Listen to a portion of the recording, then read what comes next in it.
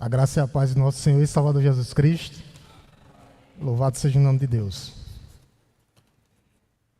Meus irmãos, como de costume, nós estamos na exposição da carta aos Gálatas. A carta aos Gálatas, Gálatas 2. Hoje o nosso foco é no verso 7 até o verso 10. Gálatas 2. Gálatas, Epístola aos Gálatas. Gálatas 2, o foco é versos 7 e 10, mas eu vou ler, meus amados irmãos, do 1 até o 10, para a gente pegar o contexto. Tá? Eu gostaria de ler e que os irmãos acompanhassem a leitura. Gálatas 2, do 1 ao 10. Aqueles que não têm Bíblia vai estar exposto aqui no Data Show. A palavra de Deus nos diz assim: o tema dessa noite é o Evangelho para todos os povos. Quando a gente fala do Evangelho para todos os povos, é porque vai chegar em todos os cantos da terra. Esse Evangelho, todos os cantos da terra. Tá? O Evangelho para todos os povos. A palavra de Deus nos diz assim, Gálatas 2, do 1 ao 10. Os irmãos me acompanhem na leitura. 14 anos depois, fui outra vez a Jerusalém com Barnabé, levando também Tito. Fui em obediência a uma revelação e lhes apresentei o evangelho que eu prego entre os gentios. Mas fiz isso em particular aos que pareciam de maior influência, para não correr ou ter corrido em vão. Mas nem mesmo Tito, que estava comigo, sendo grego, foi obrigado a submeter-se à circuncisão. E isto surgiu por causa dos falsos irmãos que se haviam infiltrado para empreitar a liberdade que temos em Cristo Jesus e nos reduzir à escravidão. A esses não nos submetemos por um instante sequer, para que a verdade do Evangelho permanecesse entre vocês. E quanto àqueles que pareciam ser alguma coisa, o que eles foram no passado, não me interessa. Deus não aceita a aparência do homem. Esses digo que pareciam ser de maior influência. Nada me acrescentaram. Pelo contrário, quando viram que me havia sido confiado o evangelho da incircuncisão, assim como a Pedro foi confiado o evangelho da circuncisão, pois aquele que operou eficazmente em Pedro para o apostolado da circuncisão, também operou eficazmente em mim para com os gentios. E quando reconheceram a graça que me foi dada, Tiago, Cefas e João, que eram reputados colunas, estenderam a mim, a Barnabé, a mão direita da comunhão, a fim de que nós fôssemos para os gentios e eles fossem para a circuncisão. Somente recomendaram que nos lembrássemos dos pobres, que também me esforcei por fazer. Amém, meus amados irmãos? Vamos curvar nossa cabeça, vamos orar novamente por iluminação e compreensão, para que Deus nos ilumine, para que a gente possa entender esse texto e que a gente possa aplicá-lo em nossos corações. Te agradecemos, Deus Todo-Poderoso, por essa primeira parte. Ó Deus, os louvores entoados ao Teu nome, ó Deus, a direção, ó Deus, as orações feitas, os agradecimentos. E agora, Pai, nós te pedimos iluminação do céu, do alto, para entender a Tua palavra, que é revelada e inspirada, mas que nós precisamos, ó Deus, como homens falhos da Tua iluminação, que o Senhor possa nos iluminar, para que nós possamos, ó Deus, compreender a Tua palavra. Essa é nossa oração, ó Deus, no nome santo e poderoso de Jesus. Amém, meus amados? O Evangelho para todos os povos. O Evangelho vai chegar em todos os cantos do mundo, em todos os locais. O Evangelho vai ser pregado em todos os locais. Aquela máxima da grande comissão que Jesus deixou. Então o Evangelho ele é universal, não para a salvação, mas para ser pregado. Porque nem todos vão crer, mas ele vai ser pregado em todos os cantos da terra. Esse texto aqui que vai nos mostrar justamente isso. O Evangelho em todos os locais, a unidade do Evangelho, A diversidade, quando a gente fala de diversidade, é povos, culturas, a sociedade, todos terão oportunidade. E a responsabilidade da igreja de continuar pregando Cristo. Nós temos que continuar pregando o Evangelho. Hoje nós vamos encontrar nesse texto aqui, um dos textos mais revolucionários da palavra de Deus. A gente lê 3 versículos aqui, mas a gente vai ver que o apóstolo Paulo está falando de um momento decisivo e histórico da igreja primitiva. Ele vai estabelecer princípios eternos que continuam moldando a igreja contemporânea hoje. A igreja de Cristo, a primeira igreja batista. Eu quero que você imagine a cena. Paulo chegando em Jerusalém com Barnabé. Isso do ano 48 ao ano 50, 51. Juntamente com os líderes da igreja. Se reuniram com Paulo e com Barnabé. E em uma conferência ou uma reunião que mudaria o curso do cristianismo. Esse encontro aqui, meus irmãos, não era apenas uma reunião administrativa, mas era um momento profético, onde Deus confirmou que o Evangelho chegaria e alcançaria outras nações. A gente vai ver isso. O apóstolo Paulo sendo destinado aos da incircuncisão. O que é isso, pastor? Os não-judeus. E Pedro ficando para os da circuncisão. Então são palavras reveladoras. É uma das mensagens significativas da história da igreja primitiva. Significativa, importantíssima. É um momento decisivo. Os líderes da igreja de Jerusalém reconheceram oficialmente, a partir de aqui, oficialmente o que? O ministério do apóstolo Paulo. O apóstolo Paulo sairia para pregar para outras pessoas. O evangelho sairia dos muros de Jerusalém. Apesar que Paulo já estava pregando, a gente tem que lembrar isso. Mas oficialmente com a bênção dos colunas da igreja. Pedro, Cefas, Tiago e João.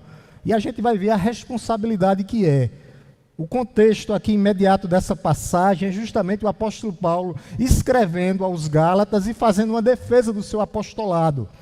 Havia o que? A gente viu aqui, há 2 versículos atrás, que havia falsos irmãos infiltrados na igreja, que queriam o quê? Perverter o evangelho. Perverter o evangelho. E o que era que eles queriam? Era justamente essa carta sobre a legalidade. Eles queriam incluir a circuncisão, a lei de Moisés para a salvação.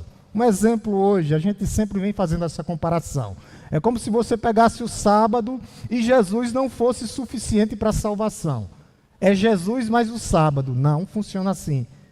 Então, esses homens infiltrados na igreja diziam, é Jesus que salva, mais a circuncisão. Então tem algumas igrejas, seitas hoje que diz isso também. Tipo, Jesus salva, mas se não guardar o sábado, ele não salva. Você não vai ser salvo. Você tira a suficiência de Cristo para a salvação. E o cuidado da igreja hoje é justamente não deixar entrar esse legalismo disfarçado dentro da igreja. Porque senão corremos perigo em nos transformar numa igreja legalista. Então havia o que? Infiltrados dentro da igreja, que queriam que a igreja voltasse aos rudimentos, se submetessem à circuncisão. Tá? Então Paulo não está contando uma história, tá? Ele está literalmente aqui mostrando a sua missão, a missão, que esse evangelho não ficaria somente nos muros de Jerusalém, seria estendido para outras nações. É justamente aquilo, né? Todos os cantos da terra, o contexto da grande comissão que Jesus deixou, até os confins da terra. Então a gente vê que o evangelho ele é para todos os povos, todas as culturas, todas as raças. É um evangelho que não tem parcialidade, é um evangelho imparcial. A questão é a incredulidade do coração. Crê ou não crê? Mas ele será pregado em todos os locais, do rico ao pobre, do gari ao prefeito, não há acepção. Ele será pregado em todas as nações. Quando diz todas as nações, todos os cantos. tá? Esse evangelho chegará. Então, é justamente esse contexto, tá, que nós vamos trazer para hoje, coisas relevantes para a vida da igreja. Como a gente vai lidar com o contexto cultural hoje? Quais as estratégias? Paulo tinha estratégia. Quando ele ia pregar num local, ele tinha uma estratégia. E a igreja tem que ter estratégias para levar o evangelho. Não muda a mensagem, mas muda a estratégia. Qual a estratégia que nós temos para pregar? Porque há culturas diferentes. A gente, é só perceber aqui. Nós somos um em Cristo, mas cada pessoa tem sua digital. Cada pessoa tem seu globo ocular. Imagine nas culturas. Né, quando você chega numa cultura diferente, num meio diferente, como nós podemos manter essa unidade sem sacrificar? Isso é importante. A gente não pode sacrificar a identidade do evangelho, não. Não negociamos. Qual o papel da responsabilidade social no meio desse povo para que nós venhamos pregar? Como nós reconhecemos que estamos verdadeiramente apoiando? Quais os materiais usados? Então nós temos que ter estratégia. Contexto aqui teológico é justamente esse, tá? A defesa do apostolado de Paulo. Paulo está defendendo o seu apostolado, porque os judaizantes diziam que Paulo não era um dos 12, né? Paulo era um fora do tempo. E o apóstolo Paulo diz: não, eu fui levantado por Cristo para pregar esse evangelho. Para pregar o mesmo evangelho. O cenário dessa igreja, desse momento da igreja primitiva. O que é que a gente percebe? Que a igreja ela nasce nos muros de Jerusalém. Mas desde o Antigo Testamento que Deus tinha um propósito. Todas as nações, os estrangeiros ou os gentios faziam parte desse plano. O evangelho chegaria a outras nações, aos gentios que somos nós. Havia um planejamento de Deus antes da fundação do mundo. E esse planejamento é universal, não é igreja universal não, viu? Universal, todos os cantos, todos os povos. Então, havia isso aí, todas as nações. Sempre foi isso, né? Abraão será pai de multidões, pai de multidões. Então, isso englobaria o quê? Os gentios. Tá? Então, a gente vê que algumas coisas tinham que ser quebradas. Por quê? Porque nasce no muro de Jerusalém, aos muros de Jerusalém o cristianismo. E o que é que a gente percebe? Os cristãos ainda havia eles seguiam algumas coisas do judaísmo. Tá? Frequentavam o templo, tinham alguns princípios ainda do judaísmo. Aí entra os gentios na história. E o que é que acontece? A gente vê o primeiro concílio. A gente falou muito sobre isso, que é lá em Atos 15. Teve o primeiro concílio que era para tomada de decisão. Até fechar esse cânon aqui, esse cânon da Bíblia, demorou tempo, meus irmãos. É nesse contexto aqui, tá, que teve o concílio de Jerusalém, aonde os apóstolos, que eram os colunas da igreja, Cefas, que é Pedro, João e Tiago era o pastor da igreja, decidiram que os gentios não precisavam ser circuncidados. O que eles precisavam era de Cristo. Cristo. Então, a mesma coisa continua hoje. O que é que o mundo precisa? De Cristo. O mundo precisa de Cristo. A igreja precisa continuar pregando Cristo. Isso tem importâncias teológicas hoje. Na vida da nossa igreja, na vida da comunidade. Essa passagem aqui, ela fortalece a igreja. O evangelho, ele vai transcender barreiras. Quais barreiras? Culturais, sociológicas. O evangelho chega, e quando ele chega, ele não chega batendo na porta. Ele entra, ele penetra. O evangelho, ele quebra barreiras, ele quebra paradigmas. Quebra a questão étnica, a questão econômica, a questão social. O evangelho, ele veio justamente para unificar um só povo. A intenção de Deus sempre foi essa: ter um povo para o seu louvor, um povo para a sua adoração. Deus usa diferentes pessoas de diferentes maneiras, diferentes culturas. mas não muda o método e o meio. Qual o método e meio? Cristo. Palavra. Não muda, mas existe o quê? Estratégias. Até a gente quando vai evangelizar, né? Um usa um método, o outro usa outro. Mas a gente vai ver que tudo é através de Cristo Jesus. Não, a gente não muda o que Cristo deixou para que nós venhamos pregar. A gente vai ver também que a unidade cristã não exige uniformidade cultural. Não, são várias pessoas.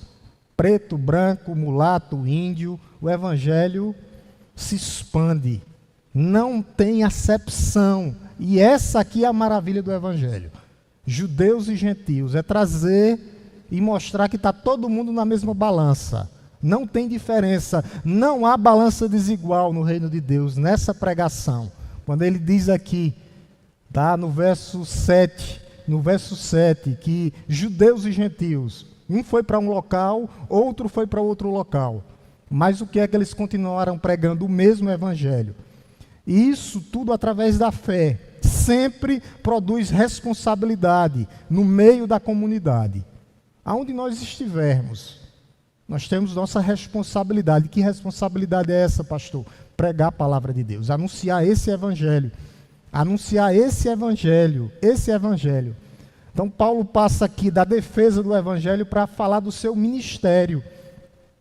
O ministério que ele foi levantado para incircuncisão, gentios, e Pedro para circuncisão. Então, circuncisão, judeus, incircuncisão, gentios. Só é isso. Então, Deus usa quem Ele quer e do jeito que Ele quer. O Evangelho, mostrando que vai chegar em todos os locais, todos os povos. Deus lhe concedeu graça para Ele pregar para quem? Incircuncisão, o Evangelho da incircuncisão, os gentios. E Pedro, o privilégio, Pedro foi confiado o evangelho da circuncisão para os judeus, tá? Para os judeus. Então, a gente vê que um se direcionava para um campo e outro para outro. Então, Paulo e Pedro, meus amados irmãos, porque um vai para um lado e outro vai para o outro, eles nunca foram rivais, nunca foram, ao contrário. Eles eram irmãos na fé. Eles tinham o mesmo objetivo. Qual, pastor? Pregar Cristo. Qual o nosso objetivo? Pregar Cristo. Por isso que não existe disputas entre ministérios. Não. O ministério, o objetivo da igreja é um só. Apresentar Cristo e que o reino de Deus cresça. Que o reino de Deus cresça. Então, eles tinham ministérios diferentes sim, mas o alvo simplesmente era o quê? Públicos diferentes. Então, às vezes, vamos pegar um exemplo. Gonzaga pode estar lá pregando nos mototáxis e o irmão Marcos está lá pregando para os feirantes. Públicos diferentes.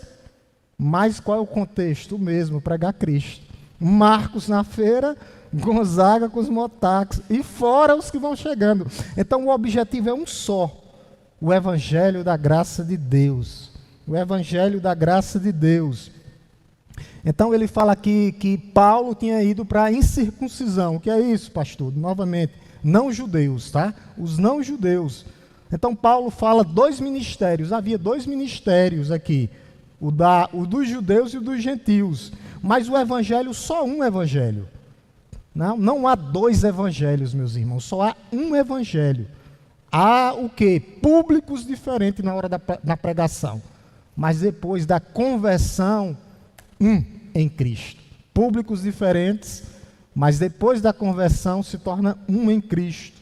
Tá? O apóstolo Paulo já tinha falado isso aí. Você está com sua Bíblia aberta para mostrar que só existe um evangelho. Capítulo 1 aí, versos 6 e 7. Só voltando um pouquinho aí. Ó. Capítulo 1, versos 6 e 7. Capítulo 1, versos 6 e 7. Olha o que é que o apóstolo Paulo diz. Ó. Estou muito surpreso em ver que vocês estão passando, verso 6, tá? Estou muito surpreso em ver que vocês estão passando tão depressa daquele que os chamou da graça de Jesus Cristo para outro evangelho. Aí olha o que é que o apóstolo Paulo diz. Verso 7. O qual, na verdade, não é outro. Porém, há alguns que estão perturbando vocês e querem perverter o evangelho de Cristo. Então não há dois evangelhos. Essas pessoas que querem perverter o evangelho de Cristo querem modificar o que é verdadeiro. Então só há um evangelho. Um evangelho. E deixa eu voltar aqui para uma questão importante. Um evangelho, e a intenção de Deus é o que, pastor? Trazer e formar um só povo. Um só povo. A intenção de Deus é o que? É juntar judeus e gentios. Um ia para um lado pregar para os não-judeus, o apóstolo Paulo, Pedro, pregando para os judeus. Mas qual a intenção final? O apóstolo Paulo vai falar disso. Que a cruz de Cristo ia ter a união de judeus e gentios. Com a cruz de Cristo se uniria. O véu da separação acaba. E há somente um povo agora. E a gente vai ler esse texto, para que vocês possam observar. Então, que é um evangelho para um povo. Havia judeus e gentios, mas a intenção de Deus, com a morte de Cristo, com o sangue de Cristo, é unir judeus e gentios e ter um povo para seu louvor, sua adoração. Coloque bem aqui, por favor, Kathleen, Efésios 2, do 11 ao 18. Eu vou ler, os irmãos prestem atenção aqui, que a intenção, Efésios 2, do 11 ao 18, que a intenção é um evangelho, mesmo pregando para pessoas diferentes, depois é trazer e unir. Então Jesus, ele quebra o muro da separação, porque não há dois evangelhos, há um evangelho. E no final, a intenção de Deus era formar um só povo. Olha o que ele diz aqui, ó.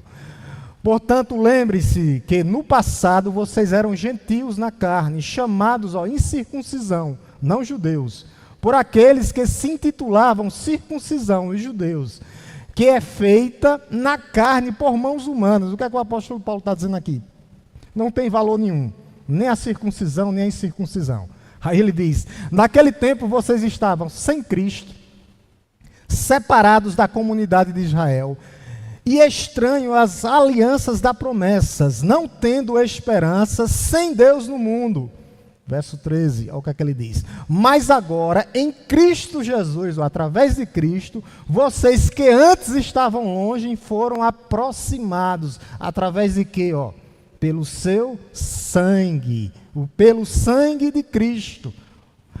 Porque Ele é a nossa paz. Agora, aqui está o ponto-chave. De dois povos, judeus e gentios, Ele fez um só. A intenção de Deus é um só povo, um só. E na sua carne derrubou a parede da separação, quebrou. Não é só os judeus que poderiam mais ir a Deus direto, não. Judeus e gentios, os crentes é quem vão agora, direto a Deus. Derrubou o muro da separação, a parede da separação, que estava no meio da inimizade entre judeus e gentios. Verso 18. Cristo aboliu a lei nos mandamentos na forma de ordenanças, para que, dos dois povos, criasse em si mesmo uma nova humanidade, um só povo, fazendo paz. Verso 16. E reconciliasse ambos. Os judeus também não estavam reconciliados. Só quem cresce. Ambos em um só, de novo, agora um só corpo, com Deus, ligados a Deus, por meio da cruz. A cruz é que faz tudo isso, o sangue de Jesus derramado na cruz, aí destruindo a inimizade por meio dela. Não há mais inimizades entre judeus e gentios. E quando veio Cristo, evangelizou paz a vocês. Ele está falando para a igreja de Efésios, os gentios, que estavam longe, e paz também aos que estavam perto. Todo mundo estava inimizado contra Deus, judeus e gentios, por causa da incredulidade. Não havia acepção. Os judeus era para ser o quê? Um canal de bênção para os gentios. Não conseguiu fazer, por isso que o Messias veio. Havia um plano. Gênesis 3,15, que o menino viria, o menino nasceria. Aí ele diz, porque por meio dele, de Jesus, ambos temos acesso ao Pai em um só Espírito. O texto é belíssimo. Belíssimo. Leiam todo em casa, o capítulo 2 completo. Belíssimo. Então, um só povo. Não há diferença, não há. Jesus reconciliou os dois, judeus e gentios. Deus sempre quis ter um povo. É a formação do seu povo. O que foi lido aqui, o que as irmãs oraram aqui. O seu povo, os escolhidos. Pastor, antes da fundação do mundo, os arrependidos, os confessantes, os que vão crer nele. Então, é isso, sempre foi querer. A vontade de Deus sempre foi fazer um povo, ter um povo para o seu louvor, para a sua adoração. O evangelho sempre foi o mesmo. Tá? Jesus Cristo morreu pelos nossos pecados e ressuscitou para a nossa justificação. Então é isso, um evangelho e a formação de um povo. Paulo, gentios, não judeus, Pedro, judeus. Mas depois forma um só povo, um só corpo, um só Espírito, um só Deus e Pai. Sempre foi um. Pai, Filho e Espírito Santo, um. É isso que Deus quer. Então não há diferença. O que há diferença é só na abordagem, na hora que nós vamos pregar. Ou nós usamos métodos diferentes, metodologia. Então, mas o conteúdo essencial é o que, pastor? A mensagem de Cristo, a mensagem da cruz. Quem salva? Cristo. Conteúdo, método, meio, Cristo. Através de que, pastor? A sua palavra. Por isso que o apóstolo Paulo diz aqui, justamente, ele diz aqui, que me havia sido confiado, a responsabilidade de Paulo, a responsabilidade da igreja, nos foi o que? Confiado. Deus confiou a nós o que? O evangelho para que nós pregássemos para outras pessoas. Ele confiou a Paulo, confiou a Pedro e confia a quem agora, pastor? A sua igreja. A sua igreja que tem o evangelho da salvação, a palavra da salvação. Somos nós que pregamos sobre Cristo. Então quando Paulo diz aqui, me confiou, me confiando, né, como a Pedro, ele diz que havia me sido confiado a confiança que Paulo recebeu. Então Paulo foi impelido, impulsionado, incentivado a quê, pastor? A uma missão. A prerrogativa de Paulo, interior e exteriormente, através da vontade de Deus. Confiar aqui, meus irmãos, é entregar algo. É algo que eu entrego a alguém de valor. A grande pérola de grande valor, eu entrego à igreja. Então, ele entregou a Paulo e agora entrega à igreja essa responsabilidade, algo de grande valor, para que nós possamos repassar para outras pessoas esse evangelho. Então, nós temos esse compromisso. E Paulo foi fiel em cumprir espontaneamente o que, pastor? O que lhe foi confiado? A pregação do evangelho, a missão do reino de Deus, que o reino de Deus avançasse aqui na terra. Claro que a igreja é direcionada por quem, pastor? Por Cristo. Essa confiança aqui, tá? Ela é entregue à igreja hoje. Nós temos essa confiança de Deus, por quê? Porque Ele nos aceitou, porque Ele nos amou.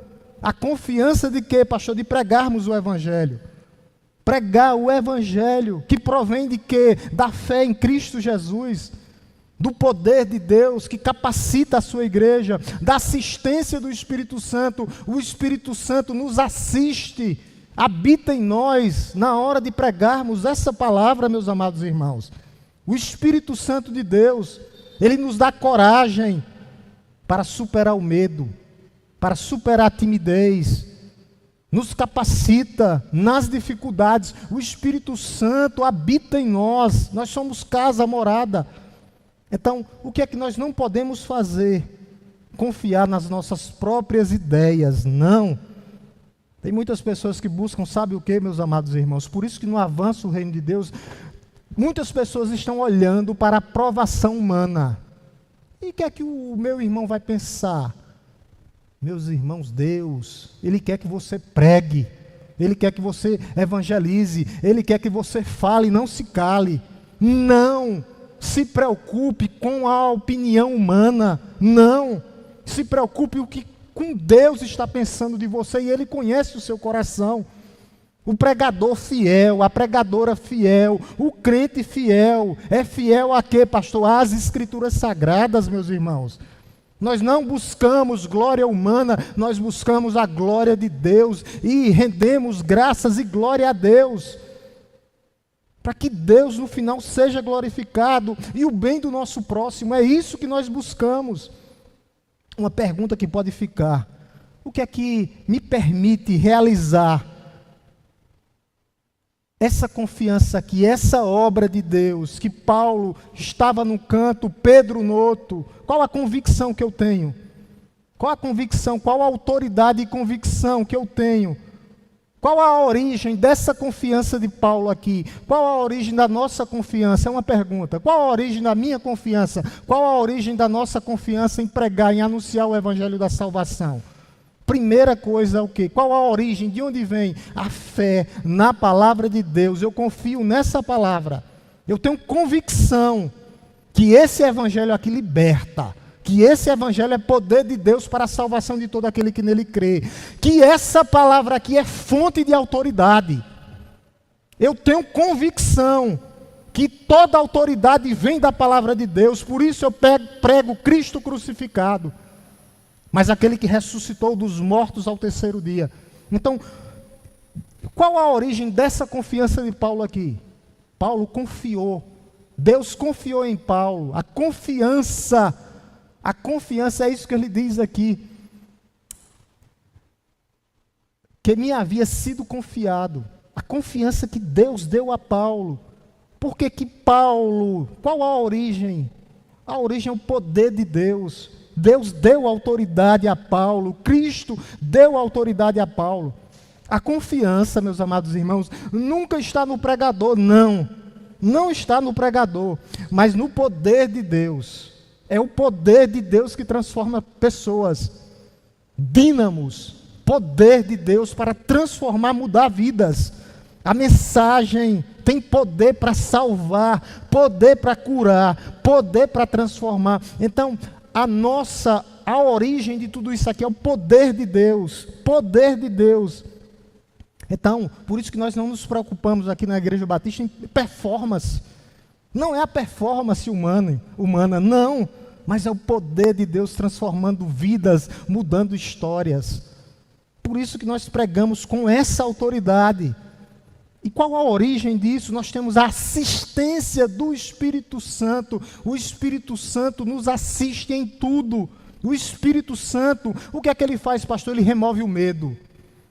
Ele remove o medo das nossas vidas. Ele nos capacita com coragem para que nós possamos testemunhar a ousadia, a novidade de vida que nós temos em Cristo Jesus, através dessa assistência do Espírito Santo, aquele que anda ao lado, habita e está ao lado, o Consolador, Paráclitos. Ele nos assiste em tudo. O que devemos fazer com essa confiança? Nós vimos o que nós devemos fazer. A pergunta agora, e o que não devemos fazer? Com essa confiança, a primeira coisa, nós não podemos confiar em nós mesmos. Confiar em si mesmo, não. Eu não dependo do meu próprio entendimento, não. Tem pessoas que dizem assim, não, é pela minha intuição. Deixa eu ver aqui. Não funciona. Intuição não funciona. Não, então é pelas minhas ideias poderosas. Não funciona. Não funciona. Aqueles que confiam no seu próprio braço. Não, então não é na minha ideia poderosa, não. E nem é na minha intuição. Então já sei como é. Como é? Na força do meu braço. Não funciona. Confiança em si mesmo. Por isso que às vezes a igreja não avança. Confiança em si mesmo. Não, eu confio em Deus. Eu confio em Deus. Ah, não, então já sei em que é que eu vou confiar. É no que eu penso? É no que eu penso. É no que eu sou? Piorou. É no que eu digo? No que eu digo? Digo o quê? É através da palavra? Então é. É através da palavra de Deus? Então é. é o que a palavra de Deus diz, é o que a palavra de Deus fala. Então, o que é que eu não posso confiar? Nisso aqui que Paulo diz, Paulo lhe foi confiado. Deus deu autoridade, é isso que ele está dizendo aqui. Eu tenho autoridade porque Deus me deu, eu não vou com a força do meu braço, é isso. Outra coisa aqui, não confiar em si mesmo, é não confiar na aprovação humana. O apóstolo Paulo não pregava para agradar pessoas. Se for assim, ninguém vai agradar. Jesus não agradou, meus irmãos. Não agradou, crucificaram o Filho de Deus. O Evangelho não é para agradar pessoas, é para ser pregado, é para causar o quê, pastor? Transformação, mudança de vida, metanoia, mudança de mente, transformação. É isso que o Evangelho faz.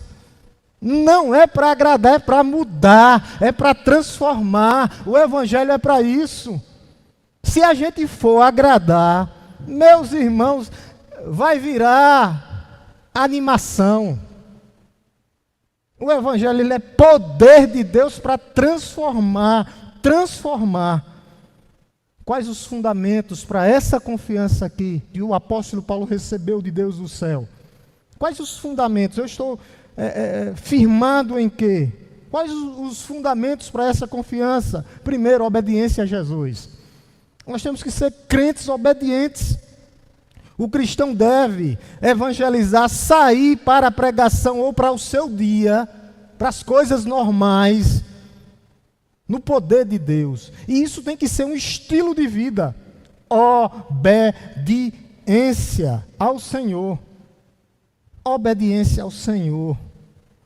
Uma vida centralizada, meu amado irmão, nas Escrituras Sagradas. Nas Escrituras Sagradas. A pregação deve ser bem fundamentada na Bíblia. Como é que eu estou estudando? Para que eu possa pregar, interpretar, ter uma visão macro da palavra de Deus, para que eu possa trazer o micro, para que pessoas possam entender com contexto, texto, explicação, para que eu possa aplicar. Pastor, precisa disso? É a palavra, é ela que salva. A mensagem ela tem que ser lida corretamente e completa. Qual o compromisso? Com a verdade. Cristãos, pregadores, obreiros, nós temos o compromisso com essa verdade, na confiança, nos foi confiado, então eu prego a verdade, eu não vou sair da verdade. Eu vou entregar o que Deus me entregou. Eu vou viver como Deus disse que eu tenho que viver. Eu não posso ter uma vida dupla. Não posso. Eu não posso ser bipolar. Não existe. Deus trata até isso aí. Bipolar, quando eu digo, é uma corra dentro da igreja, outra corra fora da igreja. É uma bipolaridade, né? Quando está em frente é uma coisa, quando sai, como se Deus não fosse onipresente, onipotente e onisciente. Nós não podemos ter uma vida dupla. O que é que a gente percebe nesse texto aqui, meus amados irmãos? Que há uma diversidade no chamado. Mas essa diversidade no chamado, cada um como crente, exercitando o seu dom e talento. Isso não divide igreja, ao contrário. Amplia o alcance quando cada um faz sua função direitinho dentro da igreja. O alcance do evangelho vai aumentar. Paulo saiu para um lado, Pedro para o outro. Avança o evangelho. O evangelho chega quando nós temos funções diferentes, alcances diferentes, mas o objetivo é o mesmo, é Cristo. Deus pode chamar para contextos diferentes. Pode chamar pessoas para contextos diferentes, sim. Pode chamar Gonzaga para missões urbanas e Giliardi para missões distantes. Pode chamar, mas todos servem ao mesmo Senhor. O objetivo dos dois é o mesmo, como um exército.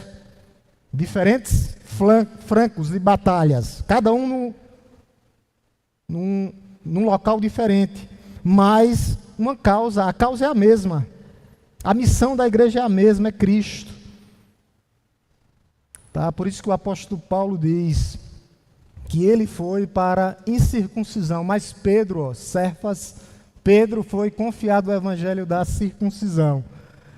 Isso, nenhum dos dois deixou de pregar, tá? O apóstolo Paulo, quando chegava nas sinagogas, ele pregava primeiro para quem? Para judeus. Depois que ele era expulso, o que era que ele fazia? Eu vou para os gentios. E para quem foi o primeiro gentio que se converteu? Quem foi que pregou para ele? Pedro, Cornélio.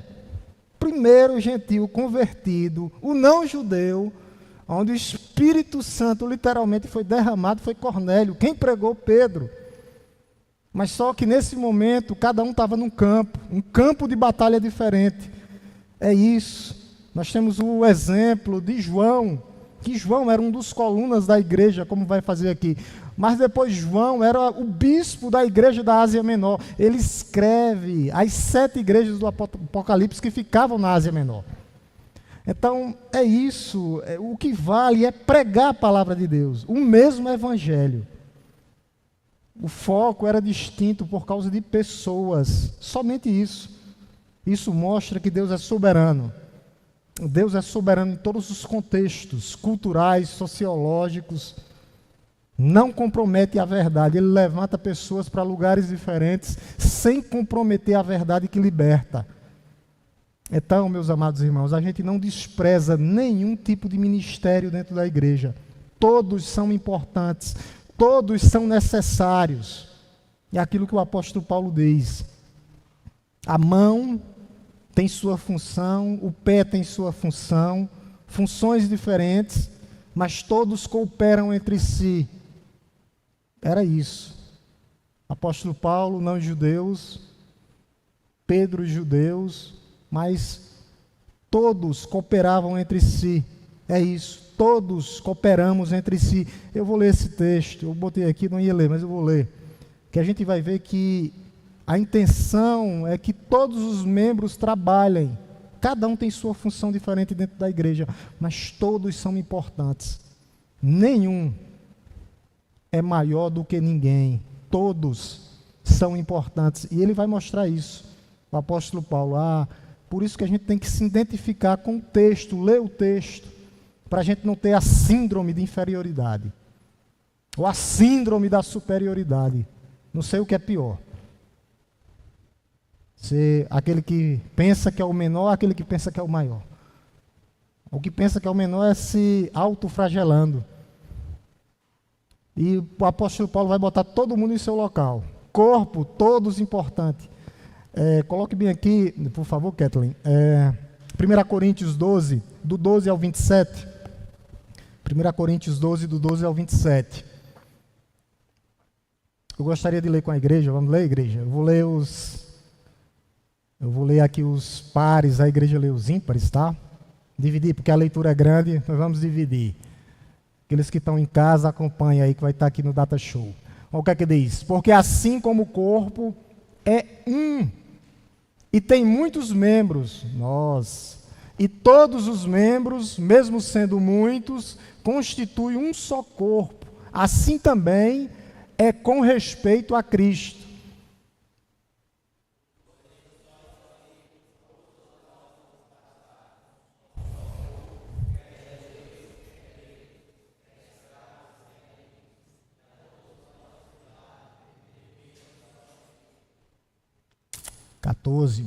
Porque também o corpo não é um só membro, mas muitos.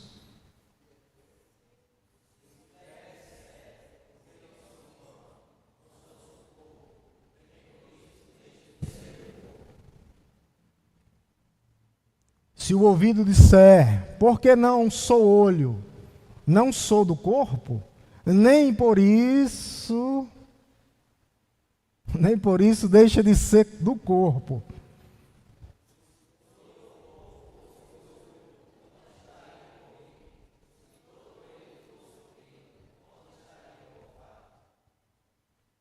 Mas Deus dispôs os membros, colocando cada um deles no corpo como Ele quis.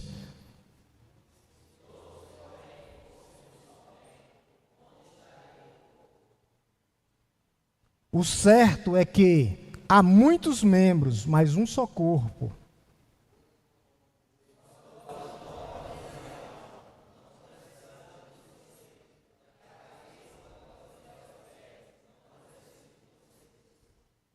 Pelo contrário, os membros do corpo que parecem ser, mais fracos são necessários.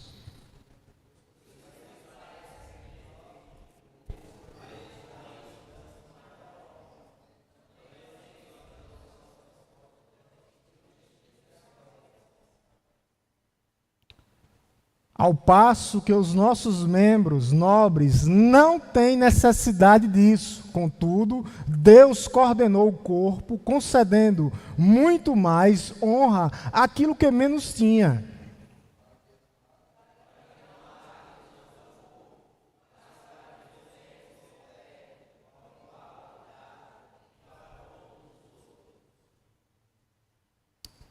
De maneira que se um membro sofre, todos sofrem com ele. E se um deles é honrado, todos os outros se alegram com ele.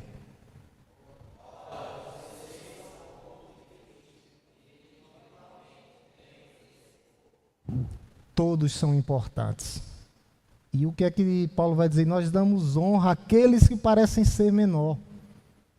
Todos são importantes na igreja de Cristo. Todos. Todos são importantes.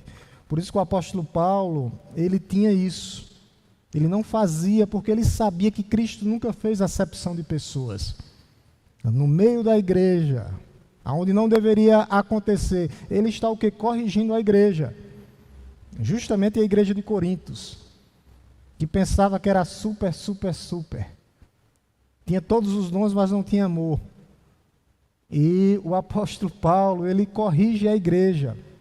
Voltando lá para Gálatas, ele vai dizer, quando o apóstolo diz justamente, tá, meus amados irmãos, quando ele diz assim, lá no verso 7, vou ler o verso todo, verso 7, ele diz assim, verso 7, pelo contrário, quando viram, verso 7, pelo contrário, quando viram que me havia sido confiado o evangelho da incircuncisão, assim como Pedro foi confiado o evangelho da circuncisão. Então, quando ele diz pelo contrário, ele vai mostrar aqui, pelo contrário, é uma conjunção adversativa, mostrando justamente o contraste entre circuncisão e circuncisão, mas o mesmo valor. O contraste entre judeus e gentios, mas o mesmo valor. O evangelho da incircuncisão não é um evangelho diferente. O evangelho dos judeus não é um evangelho diferente do evangelho dos gentios, não. Por isso que ele diz, me foi confiado, igual foi confiado a Pedro, a Cefas. O tempo aqui é perfeito, indicando uma comissão permanente. Paulo foi comissionado, levantado por Deus. Quando ele diz aqui, me foi confiado, me foi comissionado, me foi designado, me foi confiado, me foi delegado, me foi nomeado. Deus me nomeou. O próprio Deus nos levantou, como levantou Paulo, nos levantou, nos nomeou como seus representantes aqui na terra, para pregarmos sobre ele, para que pessoas possam ser alcançadas, salvas, para que nós possamos servir a esse rei, ao rei dos reis e rei da glória. É isso que significa, me foi comissionado, me foi confiado, me foi delegado, e a igreja também. A igreja tem esse papel, o chamado de Deus à sua igreja, para realizar o que, pastor? A sua obra, através do evangelho, para que outras pessoas sejam incluídas no corpo de Cristo.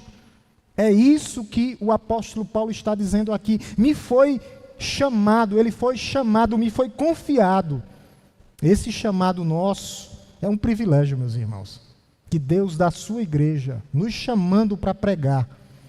Um privilégio, o alcance da graça de Deus. E nós temos que ter uma motivação de pregar, uma motivação de servi-lo. Por isso nós temos que fazer tudo com gratidão a Deus. O amor uns pelos outros. Ele nos dá dons e talentos para que nós possamos edificar sua igreja. O papel nosso é esse.